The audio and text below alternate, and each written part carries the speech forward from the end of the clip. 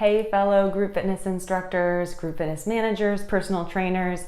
My name is Stacy Alden. If you're new to this channel, please make sure you subscribe and like this video if you feel like this content really helps you become more professional, level up what you do, and hopefully today's video will change your mindset. That's my goal when it comes to reacting to, or how you react to the announcements being made about all of the different big behemoth companies making their own virtual fitness platforms.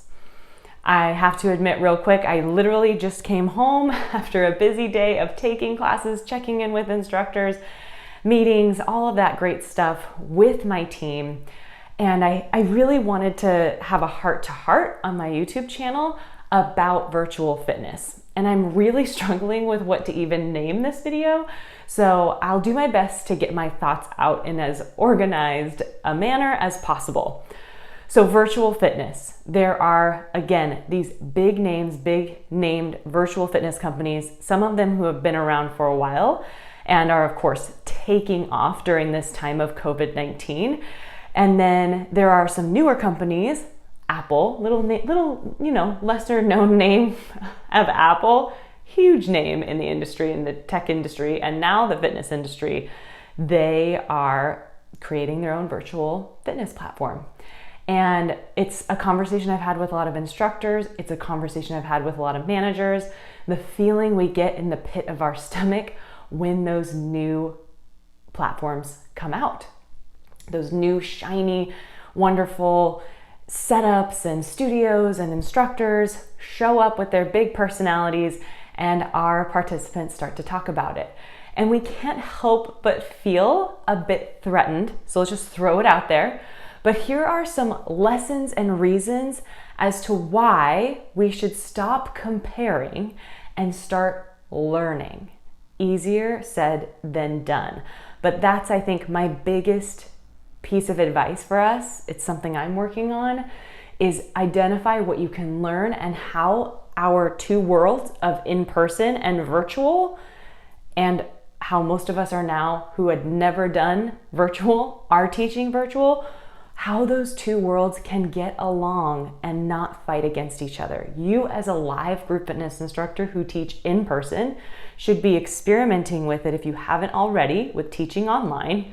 Yes, I know it's scary. I know it's intimidating. We've all had our first. It wasn't perfect the first time. So just let the ego go and try. Give your participants that chance. If you're teaching live and you have yet to teach virtually, or if you've been doing both and you're trying to decide which one to continue with, why not continue both in some way, shape, or form, in the formula that works best for you? So here are some of my 5 reasons, lessons, things. Again, really having a hard time packaging this, but 5 of something for this video. And that'll be a nice thumbnail. Hey, 5. So 5. First is recognize and remember you are the only you who teaches group fitness the way you do, in the way you have your own personality, in the way you communicate, in your timing. People, as you've most likely experienced by now, whether you teach live, virtual, or all of the above, you have found people who love you, and you've found people who don't like you, and would probably go as far as be like, I hate her class, or I hate his class. And that's okay. If you can learn from some of the things you can work on to help those people maybe not hate it, it's important, but you are the only you. Authenticity is so important in this industry, and it does make or break a great instructor from a not so great instructor. Someone who knows who they are and how they teach and what makes their class their class. So remember that you are the only one on this planet. You are very special. You're a special snowflake, and you teach. You should still learn from other people, but you are the only you. Remember that. Second is, we tend to, in the in-person world, say, virtual fitness is not even close to the value of the experience that I can give my participants in person, because I can create community. And you can be on your high horse of creating community, but you need to pay attention. Are you really creating community? These new virtual platforms, the instructors have the capacity of seeing who's arriving to class, how many rides or classes or yoga classes or whatever that they've attended. They can give them feedback instantly and help see that they know their exact achievements instantly. Are you, in fact, paying attention in your live classes of who's there, who's not there, what their name is? Maybe you've spoken to them before or after class. Maybe, hopefully, you're introducing your participants to each other. How are you keeping yourself honest on that community high horse? How are you really creating community? So you're the only you. We need to identify how we are really making community in our in-person classes. Put forth the effort. Most of us clubs who have never had the ability to see our participants' names on a device before class, we now have a reservation system at our club because we only have so many spots. I can see their name. There is no reason for me not to say their name once, twice, 3 times, 6 times in a class. Everyone says it's the most valuable thing someone can hear. Say your participants' names, especially most clubs have to have a reservation system at this point. Super important. Are you creating community? And then something, again, on that high horse, there may be members and participants who love the in-person class and they're the ones who came running in droves when our club opened. They're like, you know what? It's a pandemic, but I need my cycling class. They came running back. They do still too, and will have a legitimate reason to miss your class and want to take a virtual class. Maybe their kid is sick. They have to be home with their kid. Their schedule has changed and they want to be able to attend your class virtually. It's the only way that they can get a piece of their favorite instructor into their life. So important. So that's where that ego and that terrifying of filming yourself or seeing yourself or hearing yourself, you don't have to watch it. It's very valuable to watch yourself teach, but you are stealing a gift from your participants if they cannot ever take your class virtually.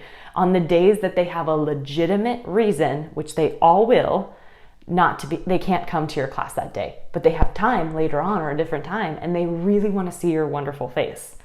Give them the opportunity. Don't take that away from them because you're too stubborn to teach a virtual class.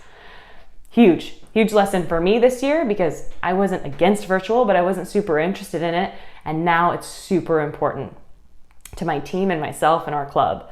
So every participant is going to have a legitimate reason to miss your class and still want to take it. Give them that ability.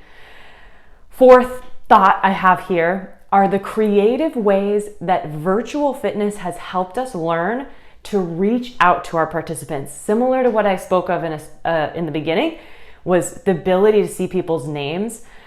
What a lot of these virtual platforms have been able to do is create an environment, a virtual environment where community can start to build on the participants. There's some competitiveness, and there's a way that the virtual fitness gym can reach out to their participants, congratulate them on so many rides, congratulate them on so many classes. When they hit milestones, they get attention, they get feedback. How can you try to learn from that? All clubs need to do this. I'm trying to figure this out. How can we congratulate our participants, give them that attention, give them that wow factor, and then broadcast it to the world so that other people get interested? Oh, hey, I might be a part of Peloton, but I just saw, and I get so excited when the instructor says my name or I get so many rides. I just saw that this club that I used to go to started to congratulate and notice milestones from their members. I want to be a part of that again.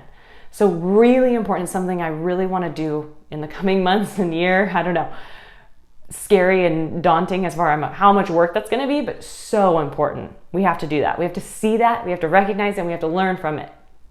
Last thought that I have for you are the ways that virtual can help supplement the in-person experience.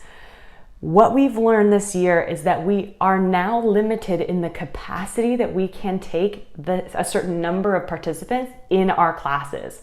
For example, having less participants in our studios, we cannot have an instructor teach 10 classes a day. As much as I know they may want to, there has to be keeping your instructors safe, understanding that also the budget can't handle paying an instructor for 6 hours, but you need to be able to accommodate smaller numbers. Who knows when we're going to be able to see more people? We used to have 100 people in our classes. I don't know when that's going to come back. So we've gotten really creative of broadcasting our virtual on-demand classes, streaming them in another location in the club, on a TV, in another studio where we could accommodate more people.